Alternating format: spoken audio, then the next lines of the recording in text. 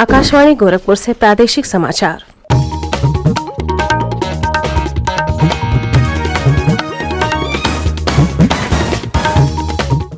नमस्कार। समाचार बुलेटिन के साथ मैं सोनी निगम। पहले मुख्य समाचार। प्रदेश में कल से शुरू हुआ 4 दिवसीय विशेष कोविड टीकाकरण अभियान टीका उत्सव। मुख्यमंत्री योगी आदित्यनाथ ने लक्षित आयु वर्ग के लोगों से अभियान में भागीदारी का किया आह्वान। राज्यपाल आनंदीबेन पटेल की अध्यक्षता में कल राजभवन में सर्वदलीय बैठक का आयोजन करके प्रदेश में कोविड-19 की स्थिति की गई समीक्षा। प्रदेश सरकार ने कक्षा 1 से 12वीं तक के सभी सरकारी और निजी स्कूलों को 30 अप्रैल तक बंद रखने के दिए निर्देश। और प्रदेश में लगातार बढ़ रहे हैं कोरोना संक्रमण के मामले।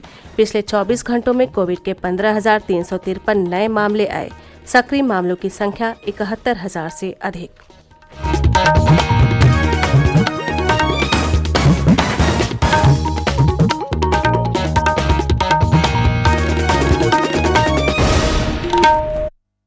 कोविड मरीजों की संख्या फिर से बढ़ रही है। श्रोताओं से अपील है कि कोई भी कोताही न बरतें, सुरक्षा के सभी उपायों का पालन करें और 45 वर्ष से अधिक आयु के सभी लोग निसंकोच टीका लगवाएं। सुरक्षित रहें और 3 आसान उपायों का पालन करें। मास्क पहनें, 2 गज दूरी है जरूरी, सुरक्षित दूरी बनाए रखें, हाथ और मुंह साफ रखें। अब समाचार विस्तार से। 4 दिन का टीका उत्सव कल से देश भर में शुरू हो गया है। इसका उद्देश्य अधिक से अधिक लोगों को कोविड का टीका लगाना है। समाज सुधारक ज्योतिबा फुले की जयंती पर कल से शुरू हुआ टीका उत्सव भारतीय संविधान के निर्माता डॉक्टर भीमराव आम्बेडकर की जयंती 14 अप्रैल को संपन्न होगा। गत बृहस्पतिवार को मुख्यमंत्रियों के साथ कोविड स्थिति पर चर्चा करते हुए प्रधानमंत्री ने टीका उत्सव का आह्वान किया था। प्रधानमंत्री नरेंद्र मोदी ने देश में 4 दिन के विशेष टीकाकरण अभियान का शुभारंभ करते हुए सभी देशवासियों से व्यक्तिगत और सामाजिक साफ सफाई रखने की जरूरत पर जोर दिया है। प्रधानमंत्री ने कहा कि टीका उत्सव कोरोना महामारी के खिलाफ दूसरे बड़े युद्ध की शुरुआत है। उन्होंने आग्रह किया कि कोविड टीकों की बर्बादी बिल्कुल नहीं होनी चाहिए और जिनकी पात्रता है वे टीका अवश्य लगवाएं। प्रधानमंत्री ने कहा कि महामारी की रोकथाम के लिए जरूरी है कि हम खास जरूरत के बिना घर से बाहर न जाएं। प्रधानमंत्री ने परिवार में सभी को टीका लगवाने की जिम्मेदारी घर की महिलाओं से संभालने की अपील की। प्रदेश के सभी 75 जिलों में 6,000 केंद्रों पर कल से 4 दिवसीय टीका उत्सव शुरू हो गया है। बड़ी संख्या में लोग इस अभियान में भाग ले रहे हैं। मुख्यमंत्री योगी आदित्यनाथ ने लखनऊ में विभिन्न केंद्रों पर जाकर टीकाकरण अभियान का निरीक्षण किया। उन्होंने लोगों से टीका लगवाने की अपील की। कोरोना महामारी को नियंत्रित करने में टीकाकरण की महत्वपूर्ण भूमिका है। सभी प्रदेशवासियों से मेरी अपील है, टीका उत्सव के दौरान लक्षित आयु वर्ग के अधिक से अधिक लोग कोविड टीकाकरण कराएं। टीकाकरण के बाद भी सावधानी जरूरी है, इसलिए सभी से अपील है कि वे सोशल डिस्टेंसिंग का पालन करते हुए पूरी सावधानी के साथ 2 गज की दूरी, मास्क है जरूरी का पालन सख्ती से करें। प्रदेश के 6,000 टीकाकरण केंद्रों पर 45 वर्ष से अधिक आयु वर्ग के लगभग 25 लाख लोगों को टीका लगाने का लक्ष्य रखा गया है।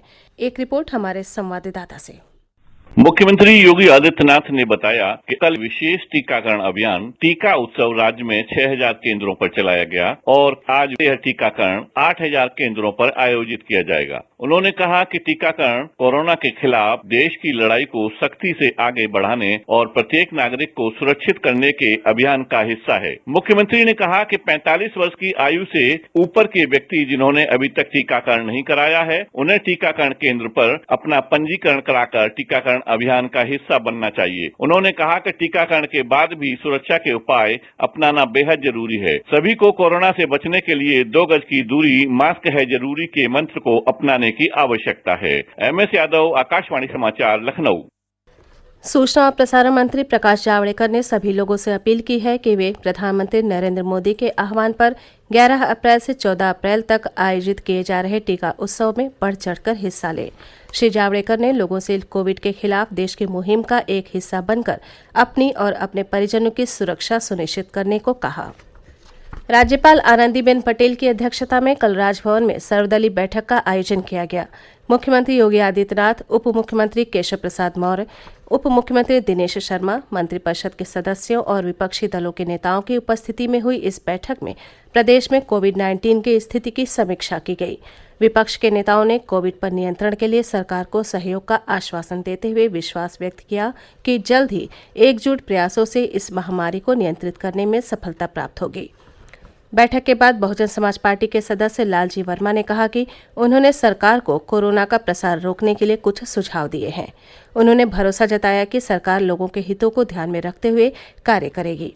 कांग्रेस के विधायक सुहेल अख्तर अंसारी ने कहा कि उन्होंने सर्वदलीय बैठक में सरकार को सुझाव दिया कि अन्य राज्यों से आने वाले प्रवासी श्रमिकों को पृथकवास में रखने का प्रबंध किया जाए। प्रधानमंत्री नरेंद्र मोदी ने बृहस्पतिवार को राज्यों के मुख्यमंत्रियों के साथ बैठक में प्रदेश स्तर पर राज्यपाल और मुख्यमंत्री की उपस्थिति में सर्वदलीय बैठक कर संवाद आयोजित करने का सुझाव दिया था।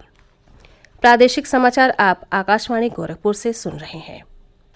मुख्यमंत्री योगी आदित्यनाथ ने प्रदेश में तेजी से बढ़ते कोरोना संक्रमण को देखते हुए कक्षा 12 तक के सभी सरकारी और निजी विद्यालयों और कोचिंग संस्थाओं को 30 अप्रैल तक बंद करने के निर्देश दिए हैं। हालांकि परीक्षाएं पूर्व निर्धारित तिथियों पर आयोजित की जाएंगी। मुख्यमंत्री ने कल प्रदेश में कोरोना की स्थिति की समीक्षा करते हुए कहा कि आने वाले दिन चुनौतीपूर्ण होंगे और हम सबको मिलकर इसका सफलतापूर्वक सामना करना है। उन्होंने विश्वास व्यक्त किया कि जिस तरह पिछले वर्ष सभी जिलों ने कोविड प्रबंधन का बेहतरीन उदाहरण प्रस्तुत किया था, ठीक उसी तरह इस बार भी हम सब एकजुट होकर इस लड़ाई को जरूर जीतेंगे। प्रदेश में कोरोना संक्रमण तेजी से बढ़ रहा है।